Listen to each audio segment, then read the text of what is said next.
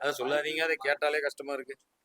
ஒரே கண் தண்ணி தான். அந்த அந்த விஷயத்த வந்து என்னால எதிரே பார்க்க முடியல. அதுவும் ஒரு மீம் வேற ஒண்ணு வந்தது, ரீல்ஸ் ஒண்ணு அதுல பார்த்தேன். அது பிரியமானவளே படத்தோட சீன் நெனைக்கிறேன். அவர் வந்து போம்போது சொல்லிட்டு போவாரு, "பிரியா, இதுக்கப்புறம் நான் வரமாட்டேன்னு தெரியல" அப்படின்றது வந்து பார்க்கும்போது எனக்கு அதை படத்தோட இது பண்ணி வச்சிருந்தாங்க. அது மனசுக்கு ரொம்பவுமே கஷ்டமா இருக்கு.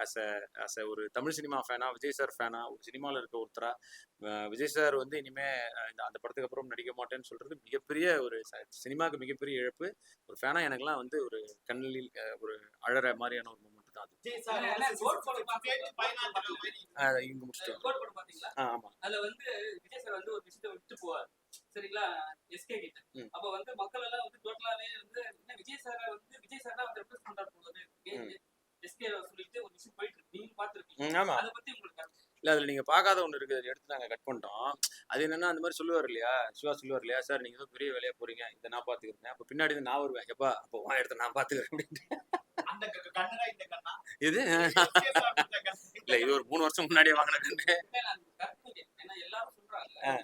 சரி அவர் எடுத்தது எஸ்கே வந்தா நல்லா இல்ல இத நான் நெறைய இன்டர்வியூலயும் சொல்றேன். இங்கேயும் சொல்றேன்.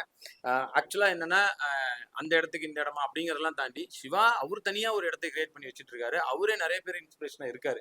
சோ அவரே வந்து ஒரு ஒரு மிகப்பெரிய இடத்துல இருக்காரு. அண்ட் ஆஃப் கோர்ஸ் இவரு ஒரு மிகப்பெரிய இடத்துல இருக்காரு. சோ இது ரெண்டும் ஒண்ணான்னு கேட்கறத விட 2 பேருமே வேற வேற இடத்த கிரியேட் பண்ணிருக்காங்க. சோ அதுதான் என்னோட ஒரு ஸ்டேட்மென்ட் கூட சொல்லல. நீங்க சொன்ன ஸ்டேட்மென்ட் வந்து எஸ்கே சார் வந்து அவரோட ஏரியா எப்பவுமே அவர் வந்து என்னோட ஏரியா எப்பவுமே ஒரு ஸ்டேட்மென்ட் கூட சொல்லல. அதனால கேக்குறேன். அத நீங்க அவரை கேளுங்க சொல்லுவாரு. என்ன எப்படி கேக்குறீங்க? அவர் கேளுங்க எங்கேயாவது வரும்போது கண்டிப்பா. சொல்லுவாங்க. அதான்.